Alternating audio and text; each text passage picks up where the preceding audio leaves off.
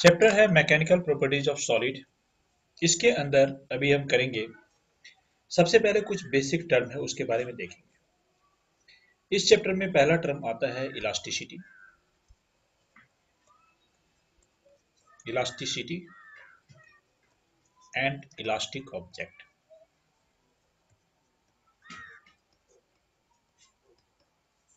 इसी चैप्टर में एक आता है deformation and deforming force.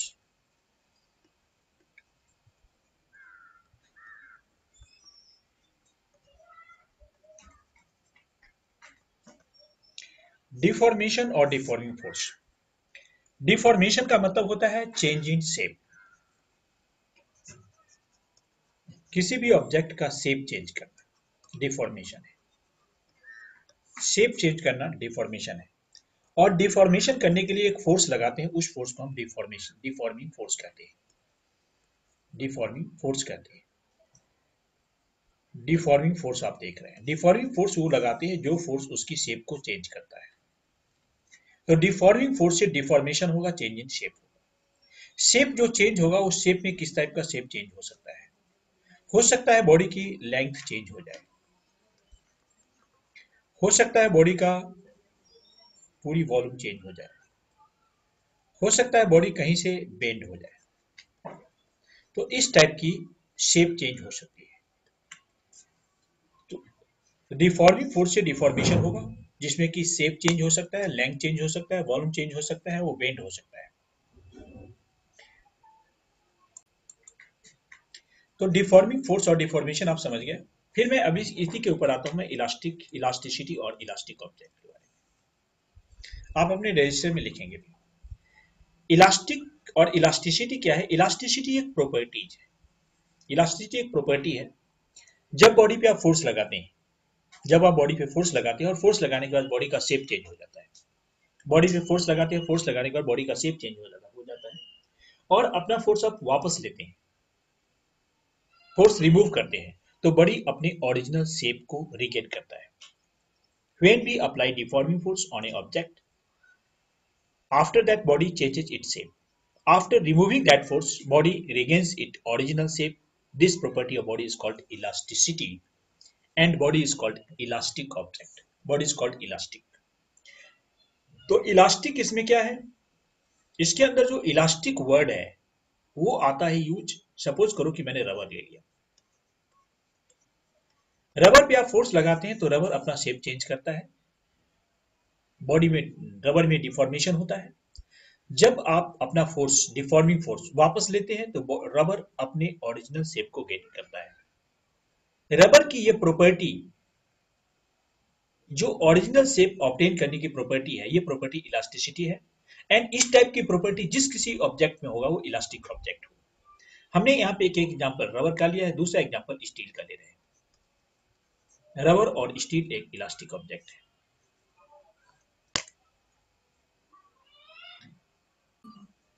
Malleable and malleability. Malleable और मेलिएबिलिटी क्या होता है कि जब किसी ऑब्जेक्ट के ऊपर कोई ऐसी ऑब्जेक्ट जिस पे आप फोर्स लगाते हैं, हमरिंग करते हैं, बाय बीटिंग,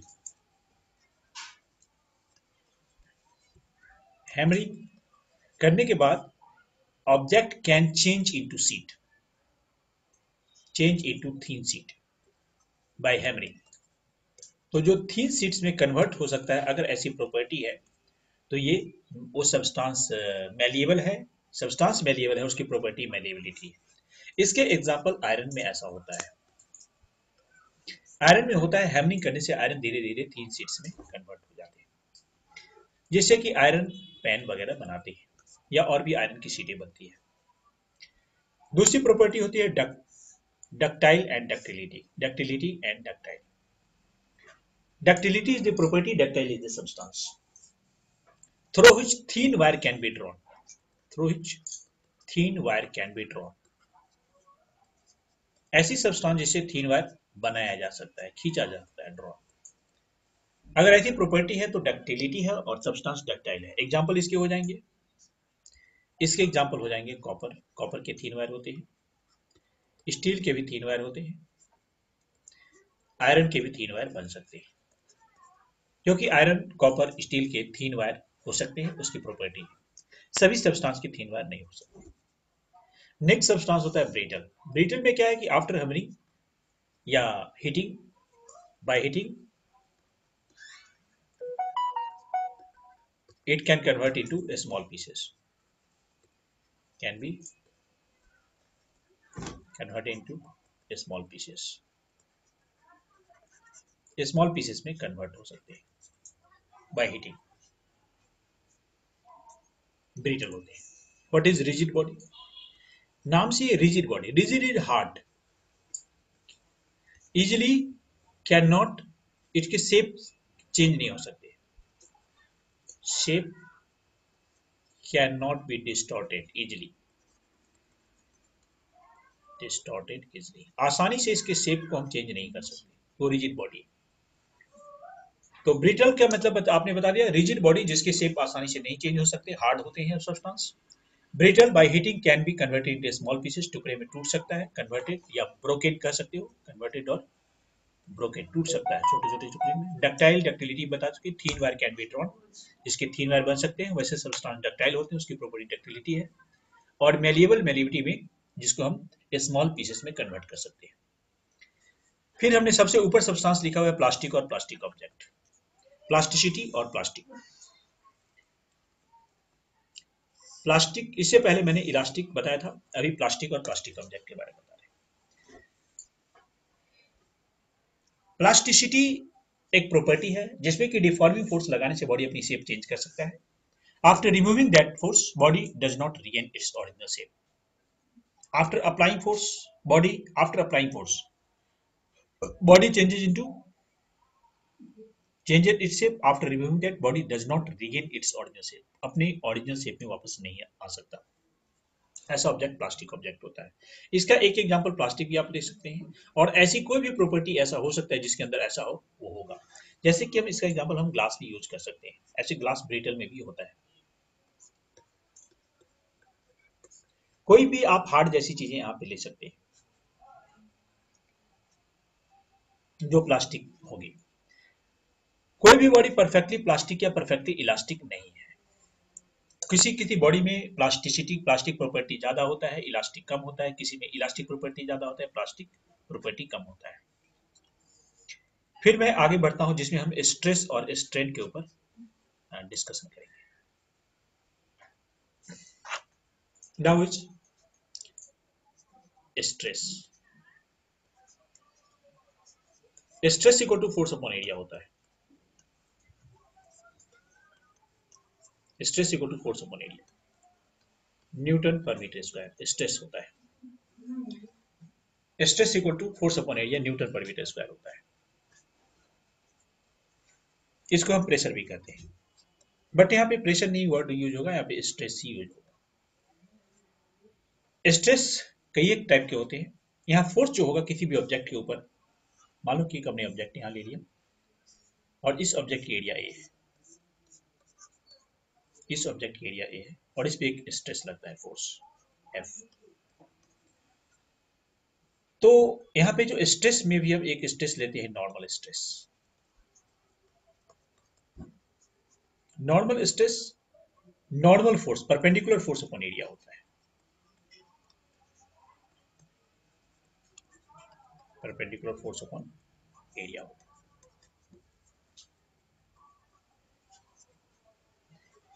दूसरा होता है टेंजेंशियल फोर्स, टेंजेंशियल स्ट्रेस या sharing stress.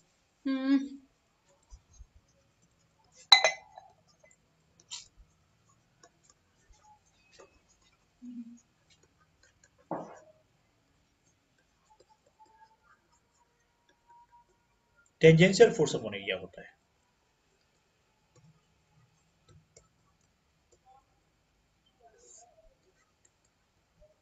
Tangential force upon area, यदि इसी के ऊपर एक टेंजेंशियल फोर्स लगता है एफ, तो टेंजेंशियल फोर्स एफ बाई ए होता है, टेंजेंशियल फोर्स अपॉन एरिया। ये सेकंड पॉइंट आता है। जो शेयरिंग स्ट्रेस होता है, इसमें बॉडी बेंड हो जाता है कई बार। मैं इसका दो एग्जांपल लेता हूँ, एक एग्जांपल लेता हूँ, मान लो कि बॉडी अभी यहाँ पे इस शेप में है, ये एक सॉलिड क्यूबिकल बॉडी है, 3D मान लो इसका शेप होगा। जब इसके ऊपर हमने एक फोर्स लगाते हैं, यहाँ पे टेंजेंशियल फोर्स लगाते हैं, टेंजेंशियल फोर्स F लगाते हैं, इसका एरिया ये है। इसके बाद बॉडी क्या होगा कि अपनी शेप को चेंज करेगा और ये बॉडी कुछ ऐसा बन गया।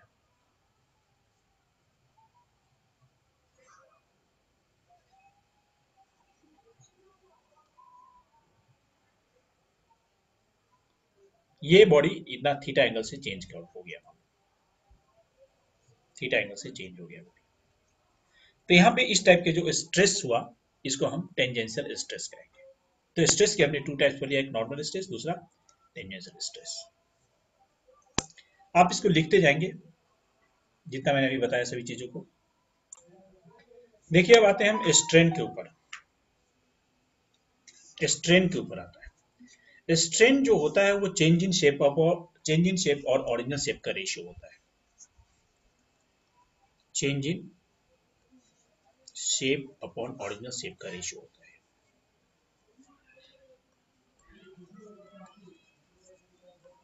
ओरिजिनल शेप, इसके 3 टाइप्स हो गए। एक है लॉन्गिट्यूडनल स्ट्रेन। लॉन्गिट्यूडनल स्ट्रेन में क्या होगा, अगर कोई ऑब्जेक्ट है मान लो जिसकी लेंथ L है, इस पे फोर्स लगाने से इसकी लेंथ बढ़ गई, फोर्स लगाने से इसकी लेंथ बढ़ गई, इसकी लेंथ थोड़ी सी बढ़ गई और लेंथ हो गई डेल्टा एल। तो यहाँ पे changing length upon original length, जैसा कि मैंने बताया लॉन्गिट्यूडनल स्ट्रेन होता है। Changing length upon original length,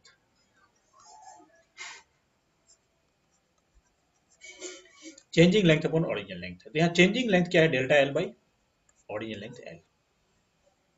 ये है लॉन्गिट्यूडनल स्ट्रेन। सेकंड में अगर इसी टाइप से है तो यहाँ पे वॉल्यूम टाइप चीजें हो गई। 3D ऑब्जेक्ट कुछ लेना पड़ेगा हमें, यहाँ पे उसकी कुछ वॉल्यूम पहले से V है, कोई इसकी वॉल्यूम V है। किसी टाइप से हमने इसकी इसकी वॉल्यूम को और बढ़ा दिया,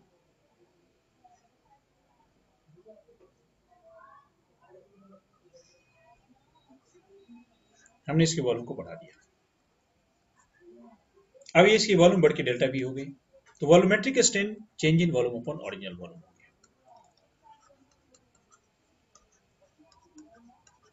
change in volume upon original volume,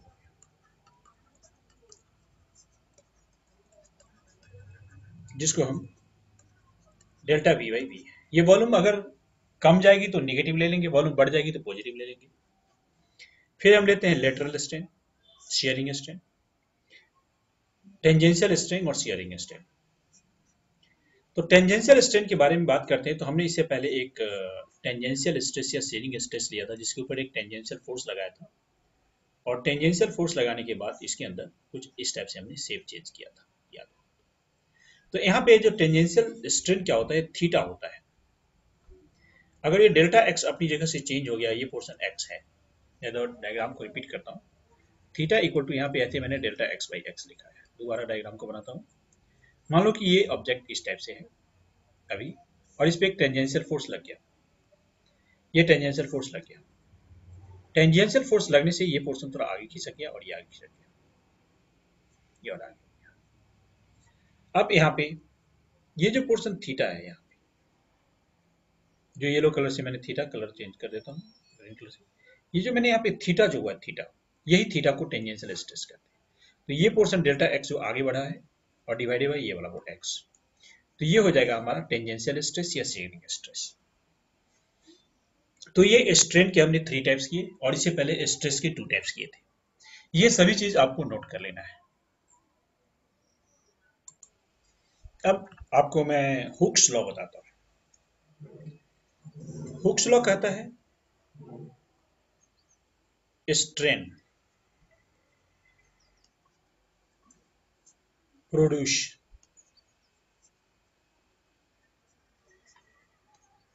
in an elastic body. Strain produced in an elastic body is directly proportional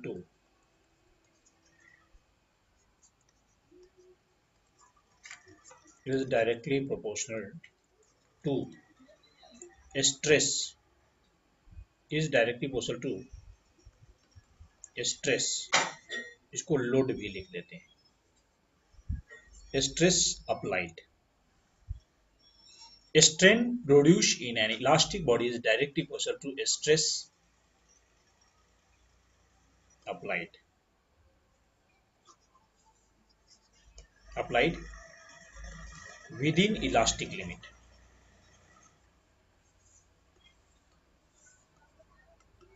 Within elastic limit. ये फॉर्मूला है। इसको आप ऐसे भी कर सकते हैं, जो मैंने यहाँ पे लिख दिया, strain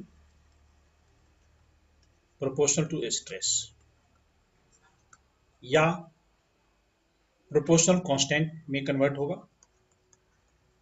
stress by strain equal to constant. ये जो कांस्टेंट है कि this is modulus of elasticity, this is modulus of elasticity, या इसको कोएफिशिएंट ऑफ इलास्टिसिटी भी आप कह सकते हैं, कोएफिशिएंट ऑफ इलास्टिसिटी भी कह सकते हैं इसको। स्ट्रेस बाय स्ट्रेन, अब ये किस टाइप का स्ट्रेस है, किस टाइप का स्ट्रेन है, ये बात हमें देखना होगा। तो stress by strain modulus of elasticity coefficient of elasticity हो गया। स्ट्रेस का normal formula force upon area होता है, और स्ट्रेस का formula change in shape upon original shape. तो अभी हमने डिफरेंट टाइप्स के स्ट्रेन पढ़ लिए और स्ट्रेस भी डिफरेंट टाइप के स्ट्रेस पढ़ लिए। इसके बेसिस पे अलग अलग टाइप्स के कोएफिशिएंट ऑफ इलास्टिसिटी होंगे। जो कोएफिशिएंट ऑफ इलास्टिसिटी हमें पढ़ना है और जो हमारे कोर्स में है, उसमें हमें पढ़ेंगे सबसे पहले यंग्स मॉडुलस ऑफ इलास्टिसिटी,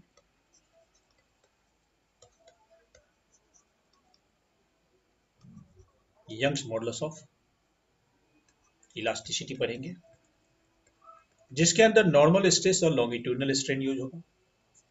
फिर हम पढ़ेंगे bulk modulus of elasticity,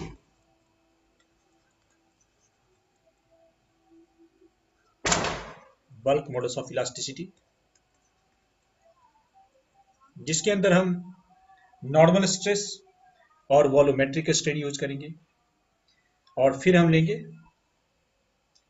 shearing strain, shearing stress, या मॉडुलस ऑफ रिजिडिटी भी कहते हैं, शियर मॉडुलस ले लीजिए, शियर मॉडुलस या modulus of rigidity.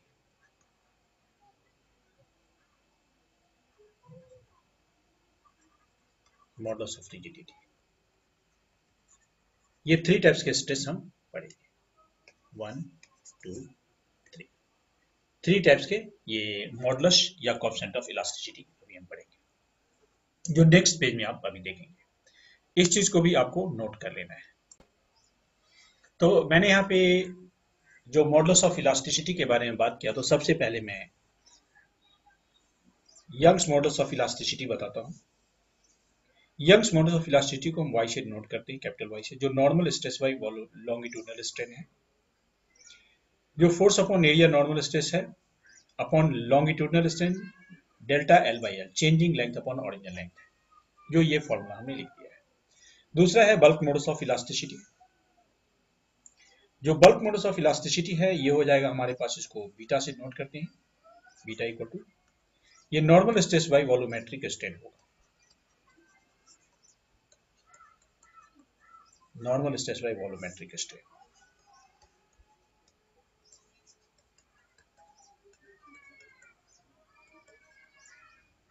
Beta equal to force upon area upon delta V by V आ गया। तो फोर्स अपॉन एरिया को हम प्रेशर भी कह सकते हैं। यहाँ पे डेल्टा वी निगेटिव लेते हैं, कई बार volume change in volume negative में आ जाती है, तो इसको मैं PV by delta V negative भी कर सकते हैं, bulk modulus of elasticity. Third होता है modulus of rigidity, modulus of rigidity, modulus of rigidity क्या होता है, इसको सिग्मा से नोट कर देते हैं। ये tangential stress by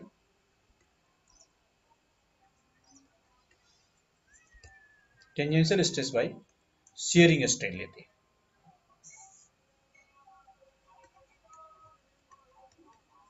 shearing strain लेते हैं जो F by A upon theta formula हो जाएगा, या F by A theta formula को कह सकते हैं।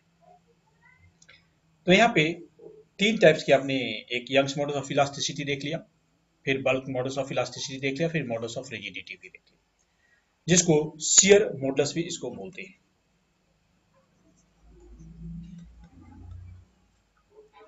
शियर मॉडल्स भी इसको बोलते हैं।